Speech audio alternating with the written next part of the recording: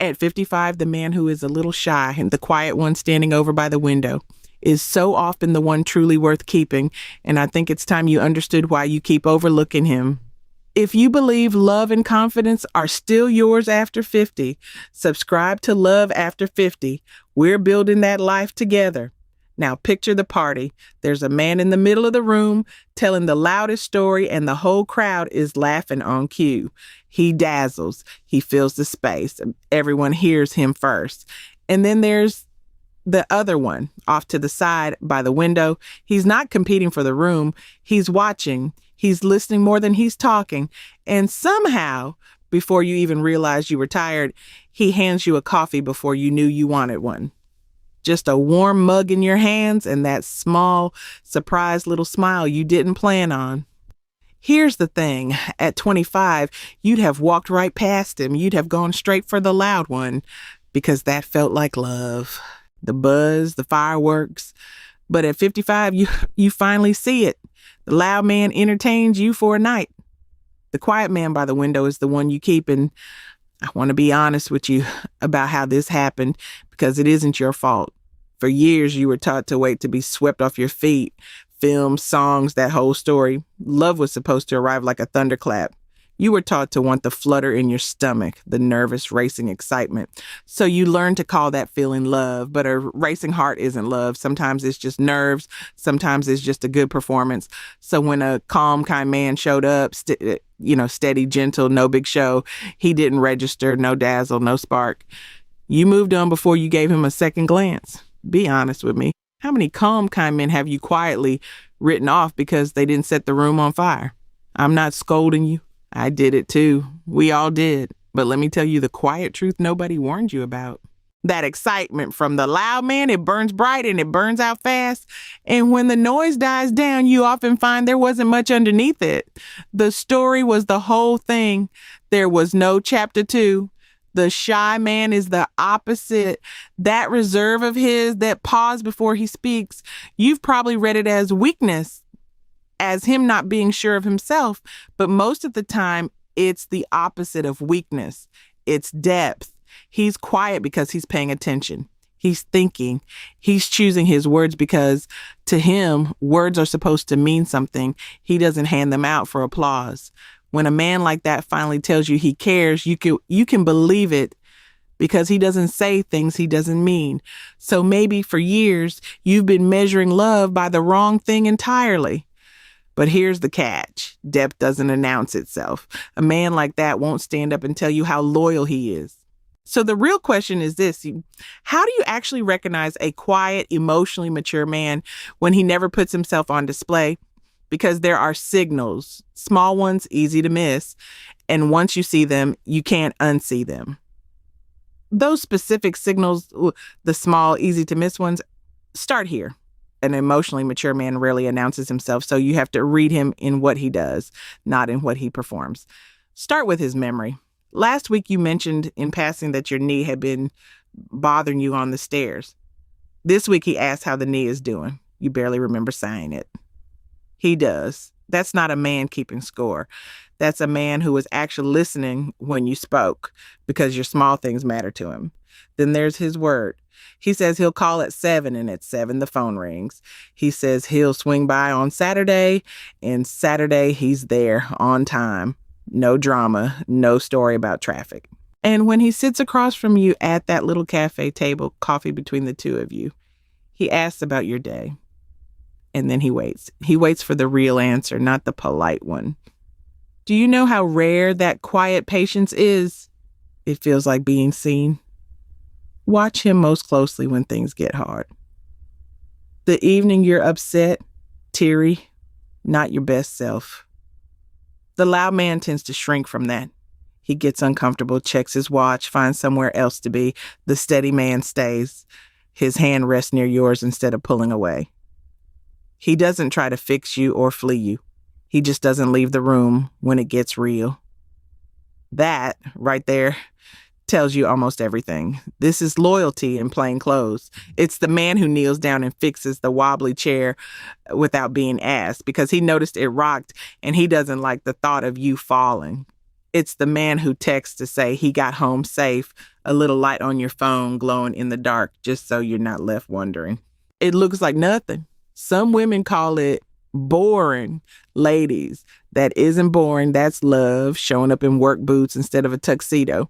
Let me pause here because I really do want to hear from you.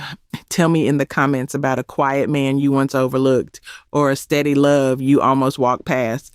I read these and your stories move me. And if this is speaking to your heart, take a second and subscribe. We're building this life together. Now, the harder question, because I don't want you fooling yourself in the other direction either. Shy is not the same as absent.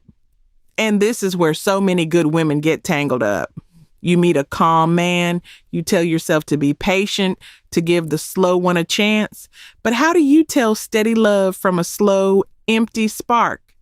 How do you know you're not just waiting on something that's never going to arrive? Here's the difference, and it's simpler than you'd think.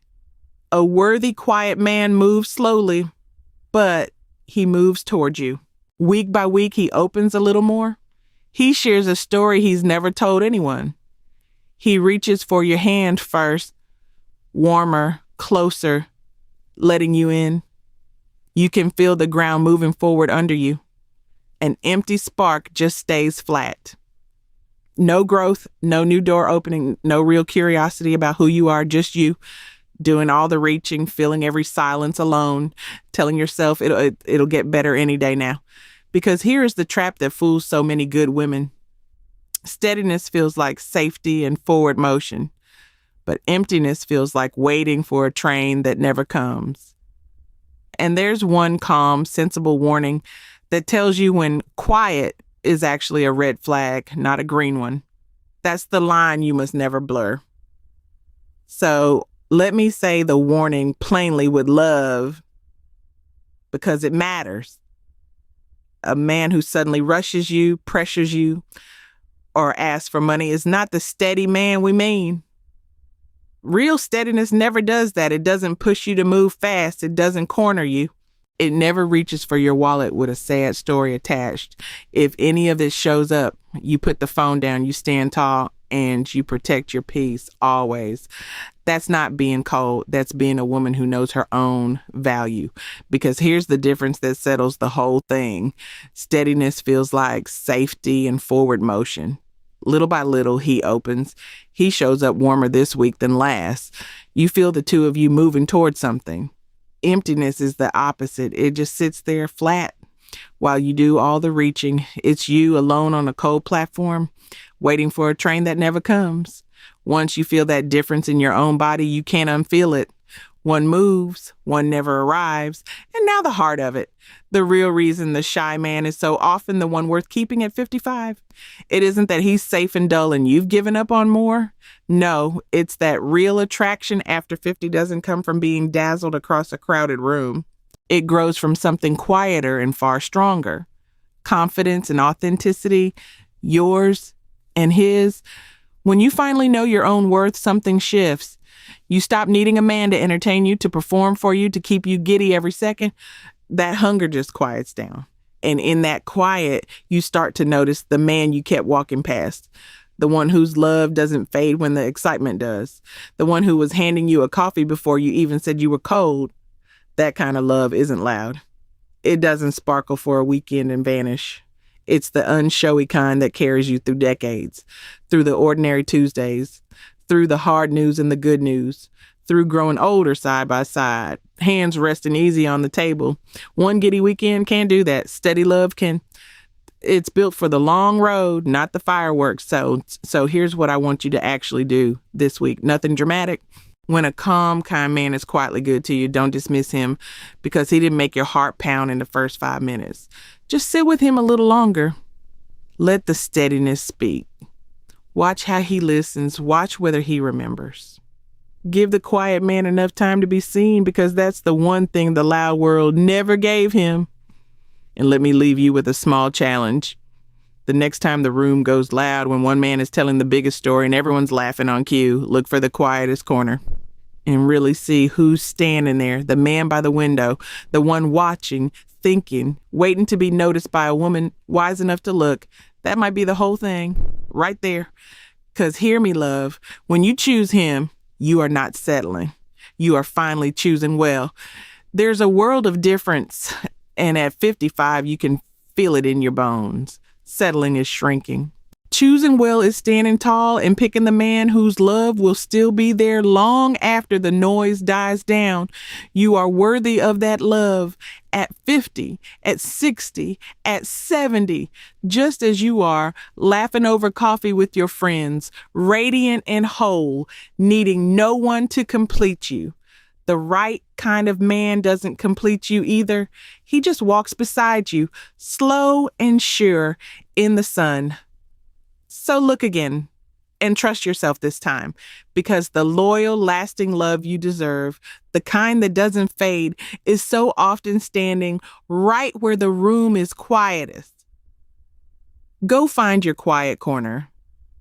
He might already be looking back.